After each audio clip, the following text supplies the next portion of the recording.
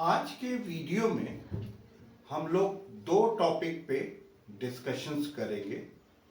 जो पहला टॉपिक है वो ये कि डायबिटिक पेशेंट्स में मूड स्विंग्स, चिड़चिड़ापन जिसको इरिटेबिलिटी भी बोलते हैं, लो एनर्जी, ब्रेन में फॉगीनेस और आपके कोई काम करने का मन नहीं कर रहा, एंजाइटी, डिप्रेशन, ये सब क्यों होते हैं। और दूसरा टॉपिक हम ये देखेंगे कि इंसुलिन रेजिस्टेंस जब बॉडी में होती है तो सोडियम, पोटेशियम और वाटर पे का क्या बिहेवियर होता है, उसको आज के वीडियो में हम लोग देखने की कोशिश करेंगे, प्रयास करेंगे। नमस्कार, मैं doctor Mehar Abbas, senior consultant cardiologist and diabetes reversal coach, और आप देख रहे हैं चैनल न्यूटेक्सी, जहां हम रोजाना scientific information, logical information, research based information, diabetic संबंधित बहुत ही सिंपल लैंग्वेज में आपको शेयर करते हैं। तो आज का जो टॉपिक है हमारा वो ये है कि मूड स्विंग्स और उससे रिलेटेड चीजें क्यों होती हैं, और इंसुलिन रेजिस्टेंस का कारण से जो सोडियम, पोटेशियम और वाटर के बिहेवियर में क्या चेंज होता है, उसको देखने का हम लोग प्रयास करते हैं। सपोज हम लोग लंच आवर्स है और अपने ऑफिस के कैफेटेरिया में बैठे हुए हैं और हम लोग जो है हाई ग्लाइसेमिक लोड और हाई ईडीएल वैल्यूज के फूड जो है हम लोग खाते हैं और खूब खाते हैं, दबा के खाते हैं। तो उसके बाद क्या होगा? उसके बाद ये होगा कि जो फूड आपके स्टोमक में जाएगा वो ग्लूकोज में कन्वर्ट हो जाएगा, और जब ये ग्लूकोज में कन्वर्ट हो जाएगा तो ये जो है आपको वहां से इंसुलिन को रिस्पॉन्स मिलेगी। इंसुलिन जो है, मैसेज जाएगा इंसुलिन के पास, वो बीटा सेल से भागा भागा आएगा और जो आपके ब्लड में जो ग्लूकोज है उसको वहां से उठाएगा और सेल में ले जाके पहुंचा देगा। तो ये तो हो गया कि आपके नॉर्मल कंडीशन में। और अगर आपकी बॉडी में इंसुलिन रेजिस्टेंस है तो फिर क्या होगा? तो वो इंसुलिन क्या करेगा? इंसुलिन मैंने आपको अगले वीडियो में बताया था कि वो जो है वो आपका एक कैरियर स्टेट में काम करता है, ठीक है। वो आएगा भागा भागा और आने के बाद सेल में ग्लूकोज को ले जाएगा, मगर सेल ने जो है इंसुलिन के प्रति जो है रेजिस्टेंस दिखा दिया है। तो वो क्या करेगा? वो अपने जो दरवाजा है उसको बंद कर देगा। तो इंसुलिन सेल के अंदर जो है वो आपको ग्लूकोज को नहीं पहुंचा पाएगा। तो इससे एक स्टेट बॉडी के अंदर डेवलप होती है जिसको हम लोग एच बोलते हैं, यानी एच से हाइपर ऑस्मोलर। अभी हमने आपको ऑस्मोलरिटी के बारे में पिछले वीडियो में ब्रीफ में डिस्कशन किया था कि ऑस्मोलरिटी क्या होती है, और हमारे ब्लड की जो ऑस्मोलरिटी की जो नॉर्मल रेंज होती है वो जो होती है वो आपके 275 से जो है वो 295 होती है। मगर ये जो है ये एक रेंज है। हमारी पूरी दुनिया में 800 करोड़ लोग हैं और सबकी जो ऑस्मोलरिटी है वो डिफर करती है। तो जैसे हमारी ऑस्मोलरिटी जो है 275 पे तो ठीक रहती है, मगर जैसे ही वो 280 होती है तो वो जो है हमारी बॉडी में जो हाइपर स्मॉलर स्टेट के कारण से जो कंडीशंस होती हैं वो शुरू हो जाती हैं। उसी प्रकार से दूसरे आदमी की उसकी 280 की तक ठीक रहती है, 280 के बाद उसकी। तो ये सब जो है इसको हम लोग सब क्लिनिकल स्टेट बोलते हैं। मगर जब ये 295 से ज्यादा हो जाती है तो इसको हम लोग हाइपर ऑस्मोलर स्टेट बोलते हैं, जब 295 के ऊपर चली जाती है। और जो ग्लाइसीमिया जो हाइपरग्लाइसीमिया जो दूसरा वाला एच है, मियाँ जहां लगा रहता है तो हम लोग उसको ब्लड के संबंधित मीन करते हैं। तो हाइपरग्लाइसीमिया का मतलब ये होता है कि आपके ब्लड में ग्लूकोज का जो लेवल है वो बढ़ गया है। तो अभी हमने आपसे बताया वो कैसे बढ़ता है। वो ऐसे बढ़ता है जब हम लोग high EGL high glycaemic food खाते हैं तब। तो जब बॉडी के अंदर ये हाइपर ऑस्मोलर हाइपरग्लाइसेमिक स्टेट होती है तो क्या होता है, तो जब आपका इंसुलिन जो है ब्लड से ग्लूकोज को उठाता है, उठा के जब सेल में, जब मैंने बताया in respect of insulin resistance, तो क्या करता है कि सेल रेजिस्टेंस दिखाता है, सेल जो है ग्लूकोज को अपने अंदर नहीं लेता।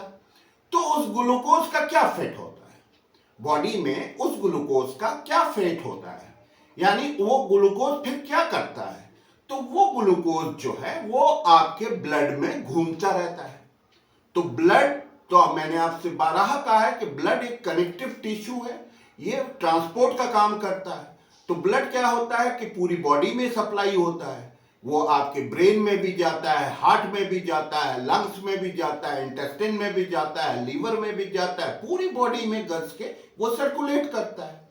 तो हम लोग देखते हैं कि ब्रेन में जो आपका ग्लूकोज सहित ब्लड जब ब्रेन के अंदर जाता है तो फिर क्या होता है, तो जब ये ब्रेन के अंदर जाता है और जब आपके उस ब्लड की ऑस्मोलरिटी बढ़ी रहती है तो क्या होता है, उस ऑस्मोलरिटी को कम करने के लिए हमने आपसे बताया था कि उसको हम लोग उसकी कॉन्सेंट्रेशन को कम करने के लिए उसको डाइल्यूट कर सकते हैं, उसको उसमें जो है पानी मिला सकते हैं।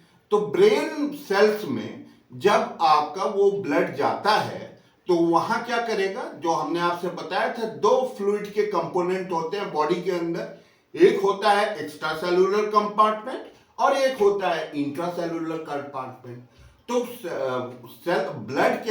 ब्लड में ऑस्मोलरिटी को कम करने के लिए क्या कर सकते हैं हम लोग, ये तो ब्लड क्या करेगा कि जो आपके एक्स्ट्रा सेलुलर कंपार्टमेंट में जो पानी है उसको वो छीनने की कोशिश करेगा। तो जब वो छीनने की कोशिश करेगा तो क्या होगा, ब्लड की ऑस्मोलरिटी तो कम हो जाएगी, मगर उस वहां पे क्या डेवलप होगा, जो ब्रेन सेल है, ब्रेन सेल से जब पानी निकल जाएगा तो उसमें क्या होगा, डिहाइड्रेटेड हो जाएगा ब्रेन सेल, और जब ब्रेन सेल डिहाइड्रेटेड हो जाएगा तो उसके अंदर सिकुड़न हो जाएगी, श्रिंकेज आ जाएगा। और जब ये ब्रेन सेल्स का श्रिंकेज हो जाएगा तो जो ब्रेन सेल्स के अंदर बहुत सारे, जब वो सिकुड़ जाता है उसमें सिकुड़न हो जाती है, तो फिर क्या होगा, तो फिर उसमें क्या होता है कि ब्रेन से और भी दूसरे न्यूरोट्रांसमीटर निकलते हैं, जैसे ऑक्सीटोसिन, डोपामिन और आपके जितने न्यूरो ट्रांसमीटर हैं, इस तरह से वो वो क्या करेंगे, वो भी डिस्टर्ब हो जाएंगे। और जब वो डिस्टर्ब हो जाएंगे तो ब्रेन की जो नॉर्मल मॉर्फोलॉजी है वो चेंज हो जाएगी, और जब नॉर्मल मॉर्फोलॉजी वहां पे चेंज हो जाएगी तो वो क्या होगी कि वहां पे आपको मूड स्विंग फील होगा, वहां आपको इरिटेबिलिटी फील होगी, वहां पे आपको जो है एंजाइटी के एपिसोड होंगे, वहां पे आपको डिप्रेशन के एपिसोड होंगे, और आपको गुस्सा लगेगा, एंगर होगा। ये सारी चीजें जब आपकी उसकी ब्रेन की नॉर्मल मॉर्फोलॉजी डिस्टर्ब हो जाती है तो ये सारी कंडीशन होते हैं। दूसरा कंडीशन जो मैं जब आपसे नॉर्मल स्टेट में जो इंसुलिन बढ़ता है और इंसुलिन रेजिस्टेंस होता है, जब ये नॉर्मल कंडीशन में था तो वो पिक्चर मैंने आपको बता दी। अब दूसरी पिक्चर हम बताते हैं आपको, जब जो है इंसुलिन रेजिस्टेंस हो जाता है तो उसके कारण से आपका ब्लड प्रेशर कैसे बढ़ता है, उसके कारण से आपकी जो है सोडियम, पोटेशियम और वाटर की बिहेवियर में क्या चेंज होता है, उसके बारे में अब हम लोग डिस्कस करते हैं। तो होता यह है कि जब आपकी बॉडी में इंसुलिन रेजिस्टेंस हो जाता है, यानी सेल जो है इंसुलिन के प्रति रेजिस्टेंस जाहिर करता है, तो क्या होता है, तो ब्लड जो है ये आपकी हर जगह सर्कुलेट करता है। तो ब्लड में क्या होता है, ब्लड का वॉल्यूम बढ़ जाता है। जब हम उसको डाइल्यूट करने की कोशिश करते हैं तो उसमें पानी हम एक्स्ट्रा सेलुलर कंपार्टमेंट से पानी लेते हैं। जो पानी लेते हैं तो उसमें क्या होता है कि हार्ट का जो वॉल्यूम है वो बढ़ जाता है, और जब हार्ट का वॉल्यूम बढ़ जाता है तो उसमें जो है हार्ट का ब्लड प्रेशर भी, हार्ट का जो है आपका वो बढ़ जाता है। और ये कैसे होता है इसके बारे में भी आपको बताते हैं। तो जो आपके सेल्स होते हैं, हार्ट के अंदर की बात मैं कर रहा हूं, तो उसके जो एक्स्ट्रा सेलुलर कंपार्टमेंट और इंट्रा सेलुलर कंपार्टमेंट होता है, उसमें जो है आपका जो सोडियम होता है वो आपका 95% रहता है, और जो पोटेशियम उसमें रहता है वो पोटेशियम आपका जो है वो 98% रहता है। मात्र 2% जो है वो आपके इंट्रासेलुलर कंपार्टमेंट में रहता है, और जो सोडियम है वो मात्र 5% इंट्रासेलुलर कंपार्टमेंट में रहता है। तो इससे क्या होता है, हार्ट के अंदर जो है एक स्टैटिकल इलेक्ट्रिसिटी काम करती है।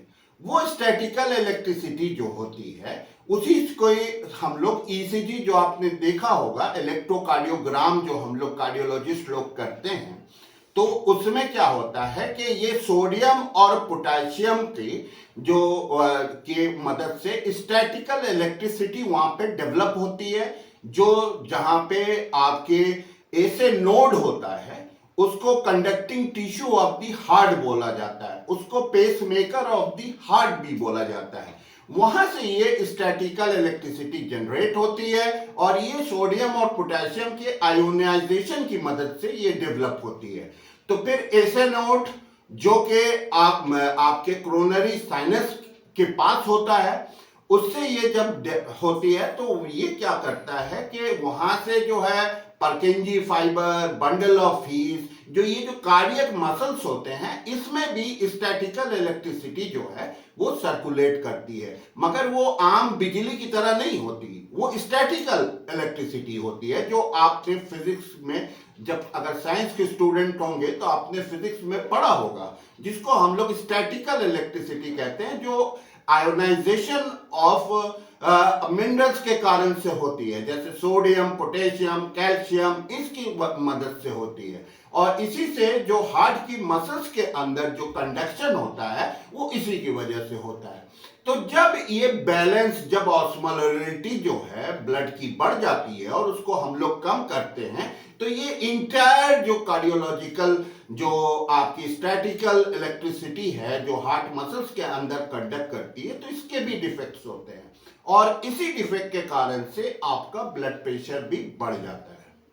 तो ये तो हमने आज आपको बताया कि इंसुलिन रेजिस्टेंस के कारण से कैसे मतलब ये होता है और क्यों मूड स्विंग्स होता है। अगले वीडियो में हम लोग देखेंगे कि जो नॉर्मल कंडीशन में एक आदमी जो है नॉर्मल है, उसकी बॉडी में न शुगर है, न न ही उसको जो है आपके इंसुलिन रेजिस्टेंस है, ना उसकी इंसुलिन बढ़ी हुई है, तो ऐसी कंडीशन में उस इंसान का जिसके सारे पैरामीटर्स नॉर्मल हैं, उसमें क्यों आपका ब्लड प्रेशर बढ़ जाता है। और उसको भी हम लोग ये सोडियम, पोटेशियम और वाटर के उससे अपने नेक्स्ट वीडियो में हम लोग देखेंगे कि ऐसा क्यों होता है, क्यों ऐसा, जबकि सारे पैरामीटर्स नॉर्मल है उसके बावजूद उसका जो बीपी है वो क्यों बढ़ता है। इसको हम लोग नेक्स्ट वीडियो में देखेंगे। Thank you.